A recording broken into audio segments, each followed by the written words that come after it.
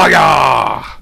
Welcome! So I've got 3 records here to open today, all from one seller on Discogs Marketplace. And I'm not going to go through the whole, what could they be, rigmarole. You've seen the title, you've seen the thumbnail. It's 3 more from Laibach. I'm going to keep this video as short and as sweet as possible, as I know that me coming on to YouTube and unboxing and showing you 3 Laibach LPs is getting a bit samey. But I just wanted to show you these today.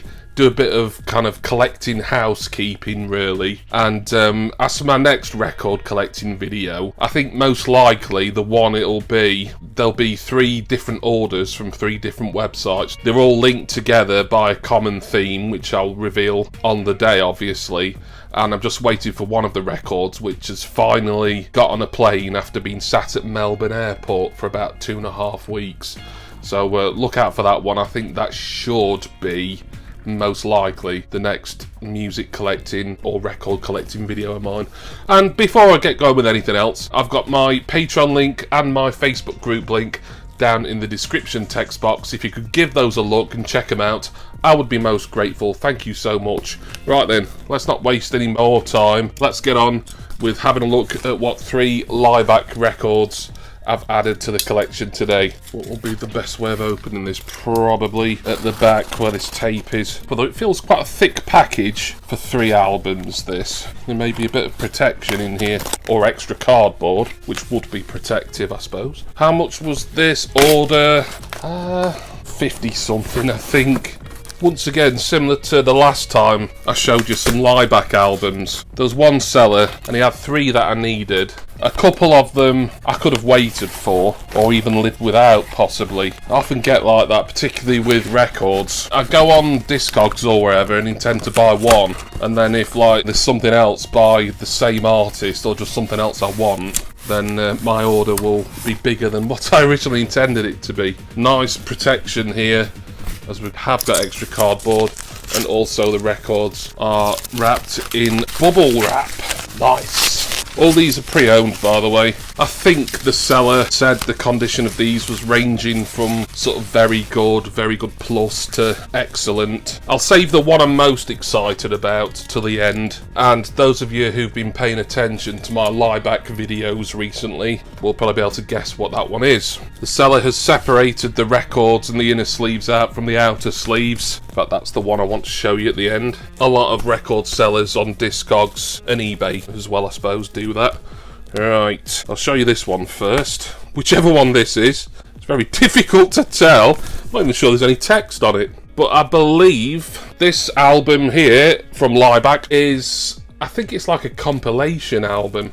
This will be, and I'm going to butcher a beautiful European language here, but I think this is called Slovenska Acropola. So that sounds very similar to Nova Acropola, which I showed you in the last video. That was their second studio album. This one, from what I could tell, it's kind of got early rarities on it. It's probably released sort of 86, 87-ish originally. I don't think this is a repressing. I think this is an original, or, you know, around the time of the original release. I think there's a John Peel session on here. God knows how I'm going to keep track of what tracks are on. Well, I do know how. I just have to go on to my Discogs database, because every time I buy something, be it from Discogs or anywhere else, I always add it to my collection on the Discogs database. I'll do that, and then obviously I'll be able to see which tracks are which, and hopefully put the right side down, as the centre label's probably going to be difficult to decipher as well.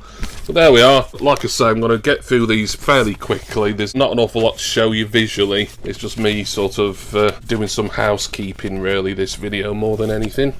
But Slovenska Acropola. We move on to... oh, this one is in a gatefold sleeve. There again, it's been separated out. In fact, the record itself is actually right out of anything, even an inner sleeve. But it'll have been protected fine in transit, sandwiched in between a load of other stuff. And of course, this is a double album as well. 2 records there. But the album that I'm showing you, I'm just going to put these records themselves down actually. I don't like manhandling them. This does really sound like you're teaching grandmother how to suck eggs, but you shouldn't put your finger marks all over vinyl records. It's easy done, but you should try and handle them by the edges where possible. and I'm shooting this in the evening. Lighting isn't very good. My eyes are even worse, so I'm just going to put those down and just show you the actual cover here. This was Laibach's first soundtrack album called, well, I'm not going to pronounce that again, but we do know that the British title, well, the English language title is Baptism. So as you can see, this is a gatefold sleeve. Didn't actually realise it was, so that was a nice surprise. Always enjoy them. Looks in nice condition, this sleeve as well. To say this will most likely be an original pressing. I think this album was from around 1986.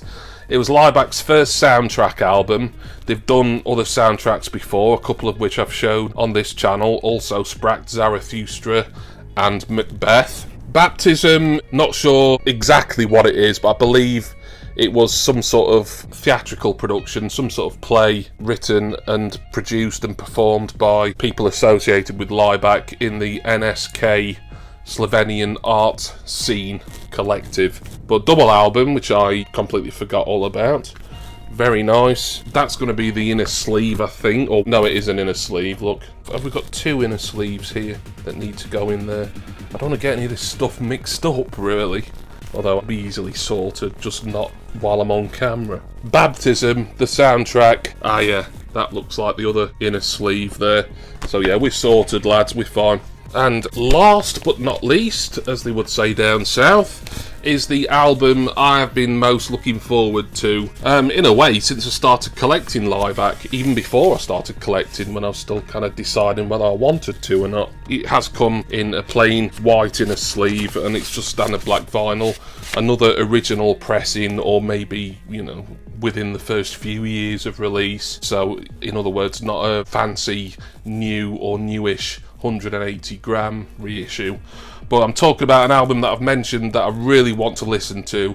I'm so excited to, given what a big Beatles fan I am. And it's Laibach's cover version album of Let It Be. So classed as a studio album for Laibach. This would have been, I want to say 1987, possibly 1988. I love the kind of painting homage to the Beatles' Let It Be cover.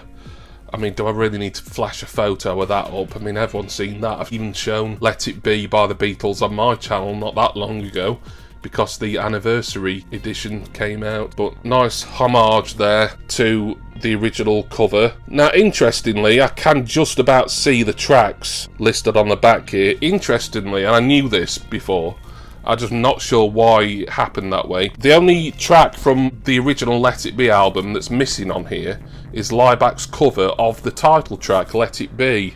From what I can tell, they never recorded the title track, Let It Be. Everything else that was on Let It Be, the Beatles, originally, they did a cover of. I mean, I'm In Mind, Dig a Pony, One After 909, The Long and Winding Road. So a lot of familiar stuff, particularly for me as a Beatles fan. But no actual Let It Be itself, which they would have had their reasons for doing that, or not doing it really. But yeah, I'm just really happy that I finally got this.